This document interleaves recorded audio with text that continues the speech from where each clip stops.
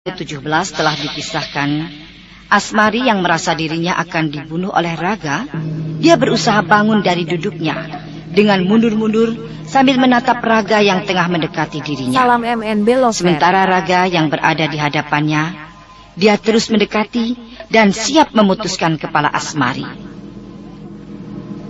Pendengar yang budiman, inilah Tumbal Bayi Pertama, bagian yang ke-18.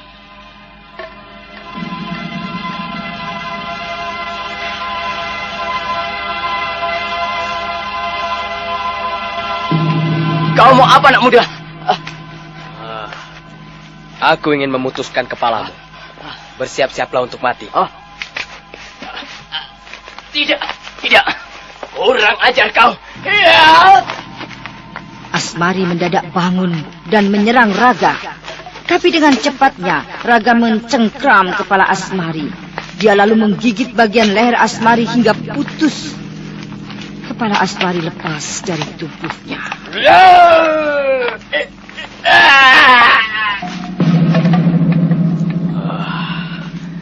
Laki-laki itu sudah putus kepalanya. Malam nanti, aku akan datang ke rumahnya. Aku akan menyamar berwujud laki-laki itu. Aku harus menggauli Wardah, istri laki-laki itu, agar istrinya itu bisa hamil dan melahirkan seorang bayi. Iya, laki-laki itu mengatakan mereka sudah lama kawin, tapi belum juga mempunyai anak. Kini saat kesempatanku. Nini pasti senang mendengarnya, karena kami sudah mempunyai tumbal bayi pertama untuk selanjutnya.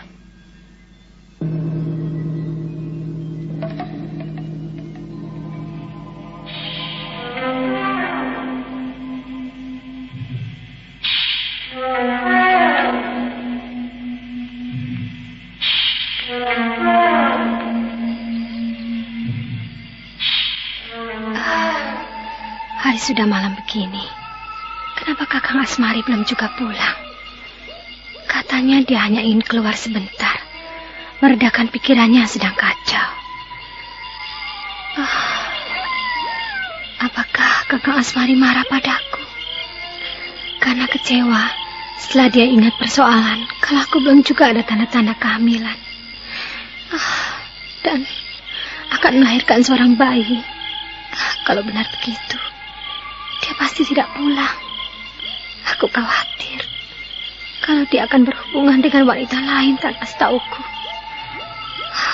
Tapi rasanya tidak mungkin. Kakang Asmari sangat sayang dan mencintai aku. Ada orang datang. Itu pasti Kakang Asmari pulang. Tapi dia tidak biasa mengetuk pintu kalau pulang. Biasanya dia langsung membuka pintu dan masuk. Atau mungkin kali ini dia ingin mengetuk pintu rumah.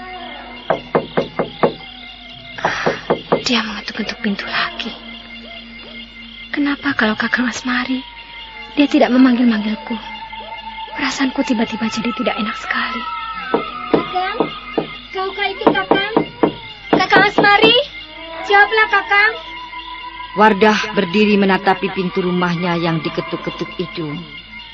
Dia merasa tidak yakin kalau yang datang itu adalah suaminya. Pintu itu masih terus diketuk-ketuk. Wardah menjadi penasaran. Dia lalu membuka pintu itu. Dan setelah itu, nampaklah di muka pintu rumah berdiri seorang anak muda dan seorang nenek tua berjubah hitam. Anak muda itu adalah Raga. Dia berwajah dalam rupa Asmari, suami Wardah. Dan nenek berjubah hitam adalah Nin Pelet. Selamat malam. Selamat malam, Kakang Asmari. Kau siapa, Nenek? Kakang, siapa nenek yang bersamamu itu? Raga yang berwajah Asmari, suami Wardah. Dia hanya diam saja. Wardah menjadi heran. Dia curiga dan merasa kalau suaminya benar-benar sedang marah. Kakang Asmari, kenapa kau diam saja, Kakang? Apakah kau... rupanya Kakang Asmari benar-benar marah padaku. Tapi siapa nenek yang di bawahnya itu? Nyai, barangkali suamimu sedang merasa tidak enak pikiran. Aku menemukan dia di tengah jalan. Lalu aku diajaknya kemari. Kakang, dia bersikap dingin, aneh padaku.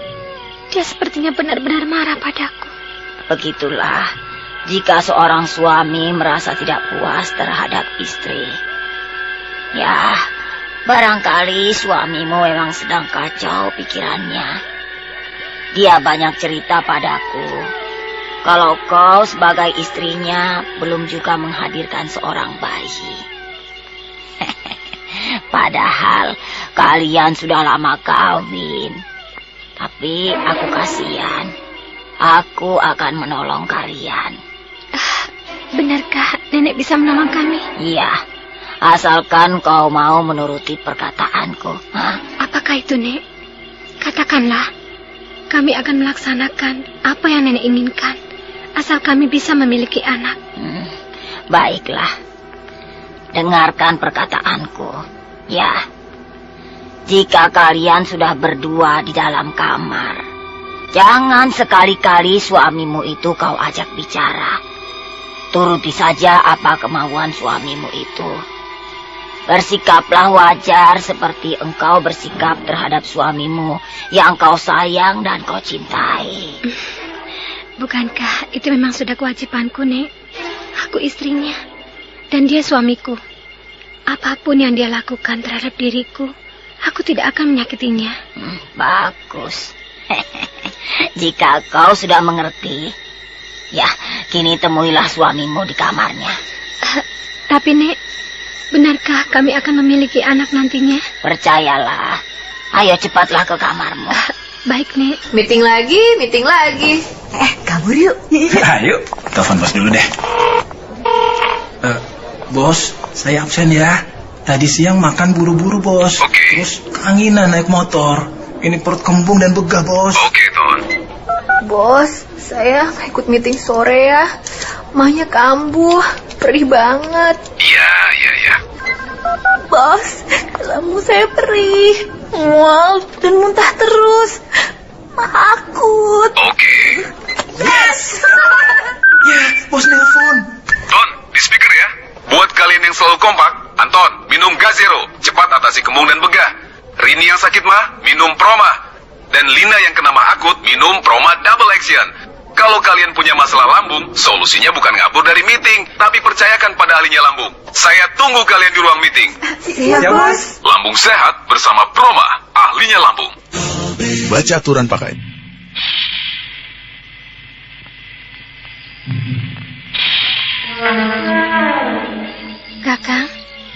Kakang Asmari. Aku lupa. Aku tidak boleh mengajak suamiku bicara. Itu pesan nenek tadi. Tapi, bagaimana aku tidak akan bicara? Dia suamiku. Aku rasanya ingin bicara. Kakang Asmari nampak diam saja. Dia tidak memberikan reaksi apa-apa. Dia hanya memandangi langit-langit kamar. Sorot matanya nampak seperti orang marah dan acuh. Wardah menjadi bingung. Dia merasa harus berbuat apa, sedang dia sendiri tidak boleh bicara. Lalu dengan tenangnya, Wardah menidurkan kepalanya di dada Raga. Dia lalu mengusap-usap tubuh Raga dengan penuh gairah. Lalu dengan tiba-tiba, Raga bangun. Dia mengangkat wajah Wardah. Dia menatapnya tajam. Dengan buasnya, Raga menciumi Wardah penuh gairah. Kakang. Wardah nampak kewalahan. Raga memeluk dan menciumi dengan kasar. Dia lalu menidurkan Wardah. Wardah nampak jadi kebingungan dan heran. Aneh. Kenapa sikapnya jadi kasar dan puas? Sangat bergairah sekali Kakang Asmari. Aku tidak habis pikir. Tidak biasanya dia memperlakukan aku begitu. Apalagi pertama tadi. Dia aku hadapi dengan acuh dan sikapnya dingin. Wardah terdiam Raga memeluk erat sekali, dan akhirnya keduanya lelap dalam gelapnya malam yang semakin larut. Wardah masih terdiam dalam pelukan Raga. Dia pasrah diperlakukan seadanya. Tapi dia tidak mengetahui dan tidak sadar kalau saat itu Raga yang menyerupai suaminya berubah wujud sebagai ular berkepala manusia yang menakutkan. Hari telah pagi. Wardah nampak masih terbaring di atas ranjang tidurnya. Tubuhnya ditutupi selimut, dan saat itu Raga sudah tidak ada lagi di sampingnya.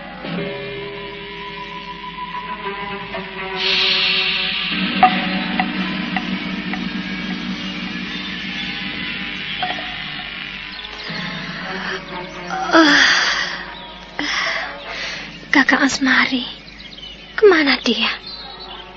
Apakah dia sudah sejak tadi bangun dan pergi? Barangkali dia hanya keluar kamar ini saja. Biarlah, aku tunggu saja. Nanti dia marah padaku jika aku sengaja memanggilnya. Dia itu kini sudah berubah sekali. Sikapnya aneh. Tidak biasanya dia memperlakukan aku seperti semalam. Dia begitu gairah sekali memperlakukan aku sebagai istrinya. Memang aneh. Apakah nenek itu yang menolong sehingga membuat kakak Asmari berubah? Wardah bangun dari pembaringannya. Dia lalu duduk memeluk bantal sambil menyender memanjangkan kakinya di ranjangnya itu. Tapi tiba-tiba dia terkejut karena melihat kain pelapis ranjang tidurnya itu ada bekas tanda putih berbentuk panjang. Tanda itu seperti mirip bekas tubuh ular.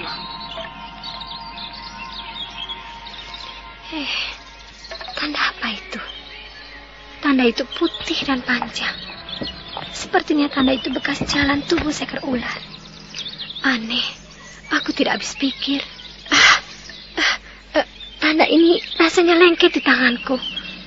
Tapi anehnya kenapa tidak berbekas rasa lengketannya itu. Aku tidak habis pikir.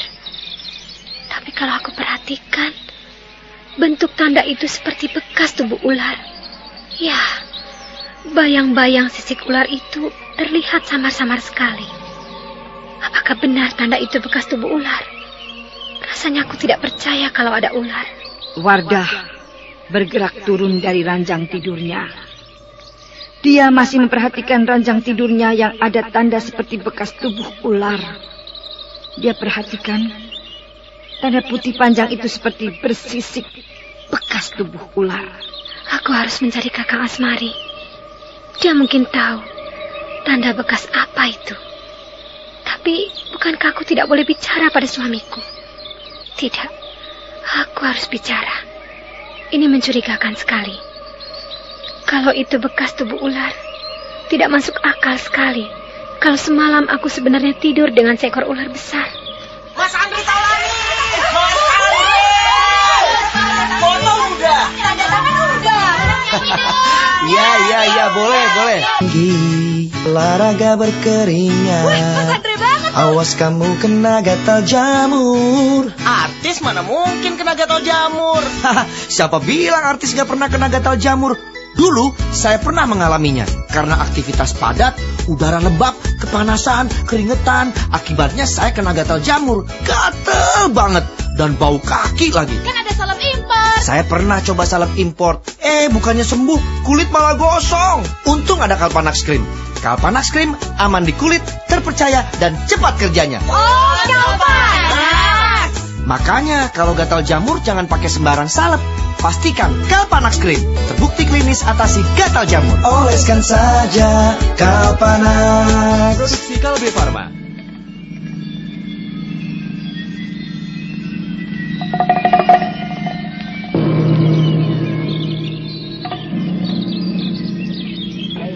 Selamat siang, Pak Dalil. Wardah, tumben sekali kau datang ke warung ini. Apakah ada yang kau cari, Wardah? Iya, Pak. Saya mencari kakak Asmari dan nenek itu, Pak Dalil. Suamimu dan seorang nenek. Nenek siapa yang kau maksudkan, Wardah? Itu loh, Pak. Nenek yang semalam dibawa suami saya, Pak Dalil. Oh, kau mengenali nenek itu? Atau hanya suamimu saja kenal dengan nenek itu? Hah? Saya tidak kenal dengan nenek itu. Kakak Asmari yang membawanya ke rumah malam tadi. Aneh. Lalu, bagaimana sikap suamimu sampai kau tidak kenal dengan nenek yang dibawanya itu? Dia bersikap biasa-biasa saja. Tapi memang kakak Asmari sedang kacau pikirannya. Itu loh, Pak, tentang persoalan rumah tangga kami. Dia saat ini jadi dingin dan marah pada saya, Pak Dalil. Wardah, mari ikut aku, Wardah. Mau kemana, Pak Dalil? Saya sedang mencari suami saya dan nenek itu. Iya, aku mengerti. Kita bicara di rumahku saja. Bapak ada perlu dengan saya? Begitulah, Wardah. Ayo, kita ke rumahku.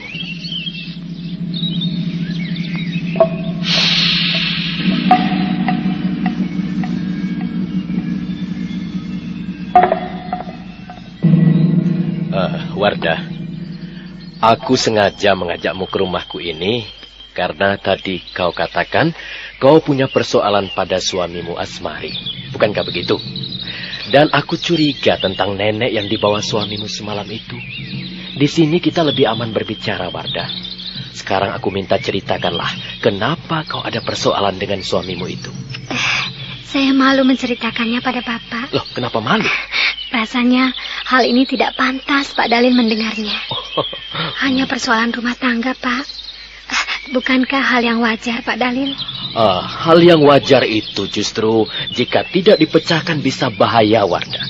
Jika kau tidak keberatan, kau bisa ceritakan padaku. Pak, soal anak. Bukankah Bapak tahu, kami sudah lama kawin, tapi belum juga dikaruniai anak. Kakak Asmari merasa kecewa dan marah pada saya. Karena saya sampai saat ini tidak bisa memenuhi keinginannya menghadirkan seorang bayi, Pak. Oh, sabar saja, Wardah. Pada saatnya nanti, mungkin kau akan dikaruniai anak. Ya, memang salah satu penyebab utama retaknya rumah tangga juga dari situ. Tapi seperti yang aku katakan, kau harus bersabar. Itu. Lalu bagaimana tentang nenek itu? Kenapa kau sampai tidak kenal dengan nenek itu? Apakah dia bukan orang desa kita? Sepertinya begitu, Pak. Saya baru melihat nenek itu. Oh, jangan-jangan nenek itu adalah tamu anehnya Denjel Singgi. Iya, kalau benar aku harus menyelidiki nenek itu di rumah Wardah.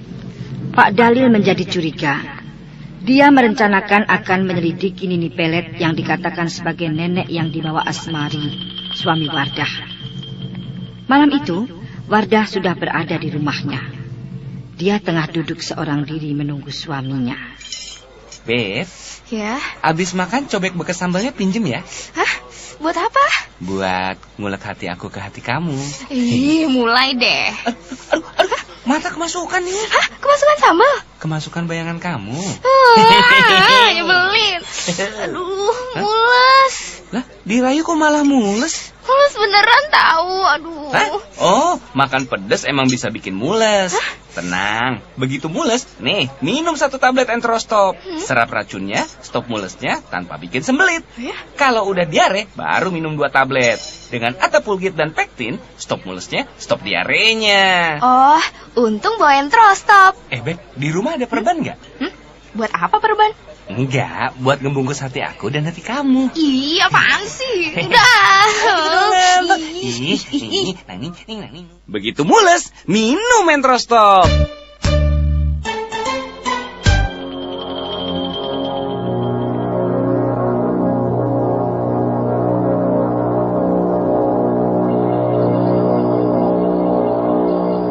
Aneh. Sudah malam begini, kenapa kakak Asmari belum kembali? Kemana sebetulnya mereka pergi?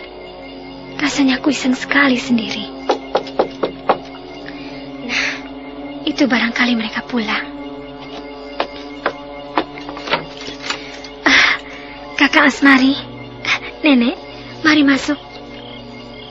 Maafkan kami, Nyai. Kami pergi tidak izinmu hingga pulang malam hari begini. Aku hanya diajak suamimu itu. Oh ya? Asmari kenapa dia diam saja? Dia nampak masih menunjukkan sikap seperti kemarin malam. Aneh. Sikapnya tidak berubah juga. Wardah heran karena suaminya masih bersikap acuh dan dingin. Tidak menunjukkan reaksi apa-apa. Dia seolah tidak kenal dengan Wardah. Memang, karena sebenarnya dia adalah bukan Asmari suami Wardah. Dia adalah Raga yang menyamar dalam bentuk wajah Asmari, suami Wardah yang sebenarnya telah mati dibunuh. Raga lalu masuk tanpa bicara sepatah kata pun. Wardah memperhatikan kepergiannya.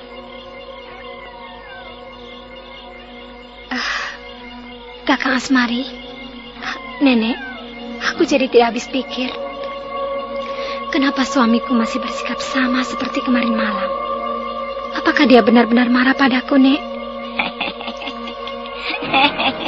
Dia tidak marah. Dia sayang padamu, Nyai. Bukankah jika kalian sudah berada di kamar berdua, kalian malah senang?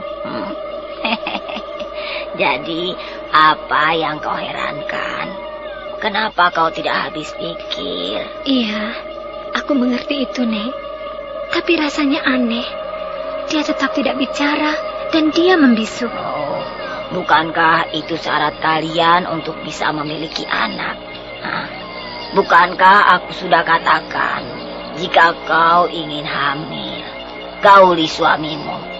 Tapi jangan kau ajak bicara. Iya, Nek, aku ingat itu. Nah, yang penting kan kalian senang. Ayo, temui suamimu di kamar. Seperti orang dungu, Wardah menuruti perintah Nini Pelet yang dikenal sebagai nenek tamunya.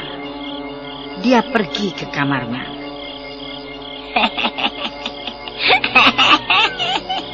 Perempuan itunya menurut sekali padaku. Tidak lama lagi dia akan mengandung. Dan setelah itu melahirkan bayi pertamanya. Ada orang datang. Siapa dia? Kalau dia bikin macam-macam, biar aku bunuh saja. Kebutuhan hidup selalu menuntut yang serba praktis. Begitu juga yang dirasakan Ibu Fitri waktu memilih obat mahnya. Benar kan, Bu Fitri? Benar, obat mah mesti praktis. Masa udah direbetin urusan antar jemput anak, urusan dapur, urusan rumah, obat mahnya masih ribet sendok-sendokan. Takutnya nggak pas tak keranding kayak promah tuh. Praktis. Sediain deh di rumah, di kotak obat, di tas, di mobil, di kantong. Jadi kalau pas pergi terus sakit mah, langsung di promah. Kunyah, beres sakitnya, nyaman lambungnya. Kan promah ada apa kuy? Hidrotalsit.